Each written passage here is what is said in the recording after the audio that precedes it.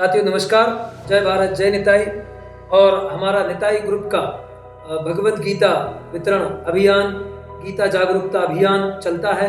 उसके तहत आज हमारे बीच में आदरणीय विरथरे जी हैं और जो कि गीता भागवत रामायण के बहुत अच्छे वक्ता प्रवक्ता भी हैं और अपने जीवन में आचरण भी करते हैं।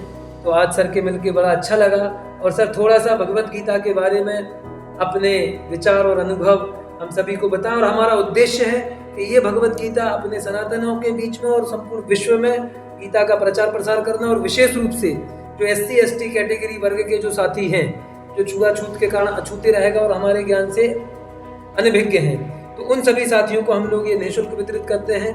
और आज हमारी तरफ से आपको उपहार स्वरूप है और हम चाहते हैं थोड़ा आप मार्गदर्शन दें, कैसे हम ज़्यादा से ज़्यादा गीता प्रचार करें, थोड़ा सा उसके बारे में मार्गदर्शन। बहुत धन्यवाद आपको। सबसे पहले दुनिया का सबसे श्रेष्ठ ग्रंथ है भगवत गीता, जिसको पूरी दुनिया ने स्वीकार किया है। और हमारे भारतीय संविधान में जब कोई शपथ ली जाती है तो गीता की शपथ ली जाती है कि जो भी व्यक्ति कहेगा सत्य कहेगा, सत्य के अलावा कुछ नहीं कहेगा। यद्यपि वो कुछ भी बोले, लेकिन गीता पे हाथ रखने के बाद जो बोलता है फिर उसको सत्य ही माना जाता है और उसको न्यायालय प्रक्रिया में एकदम एथेंटिक सबूत के रूप में स्वीकार किया जाता है। तो भगवत गीता हमारे जीवन में बहुत बड़ी भूमिका निभाता है। उसमें बहुत से श्लोक हैं जिनमें एक दो श्लोकों के माध्यम से मैं थोड़ी सी बात बताना चाहता हूँ। सबसे पहला श्लोक भगवान ने कहा, कर्मण्योऽधिकारस्ते माँ फलेषु कदाचन माँ कर्म फल हेतु माते संगोष्ठ कर्मणि। तब भगवान कृष्ण अर्जुन को कहते हैं कि तेरा अधिकार सिर्फ कर्म करने में है, फल में कदापि नहीं। और यही मानव समाज के लिए सबसे बड़ी संदेश है कि तू कर्म कर, फल तो तुझे मिलेगा ही। क्योंकि जब हम खेत में कुछ नहीं बोते तब भी खेत हमको कुछ ना कुछ खरपतवार के रूप में पैदा करके देता है। तो हम करेंगे तो हम जैसा करेंगे वैसा हमको मिलेगा।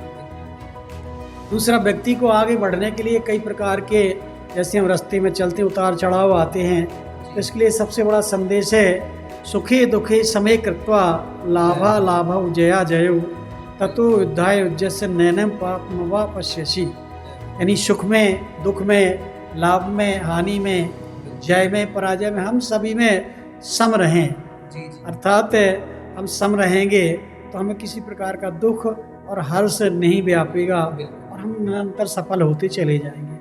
ऐसा हमारे गीता जीवन में हमको हर पग पर संदेश देती है। कहते हैं कि एक मैक्स मूलर नाम के विद्वान हुए जिन्होंने कहा है, जो महाभारत में है वो दुनिया में सब जगह है और जो महाभारत में नहीं है वो दुनिया में नहीं है। अर्थात महाभारत में सब कुछ है। और महाभारत में जो भगवान कृष्ण ने युद्ध के मैदान में गीता कही है, जहाँ पर केवल युद्ध की बात हो रही थी, तीर तलवार खिंची हुई थी, सेनाएं आमने सामने खड़ी हुई थी, वहाँ ये गीता जैसा संदेश देना बड़ा दुर्लभ था। लेकिन योग ईश्वर कृष्ण जो कि हमारी धरती का भार हरने के लिए आए, स्वयं कष्ट में ही जन्म हुआ, जेल में जन्म हुआ। कोई तो जेल से डरते, उनका जेल में जन्म ही हुआ। फिर रात में उनको कैसे कैसे कष्ट से माँ यशोदा के यहाँ जाना पड़ा, कैसे कैसे उनके साथ राक्षसों का बड़ा अत्याचार हुआ। उन्होंने सबका समन करते हुए और दुनिया को एक विजय का मंत्र दिया। जय कृष्ण, जय बलराम, जय निताई।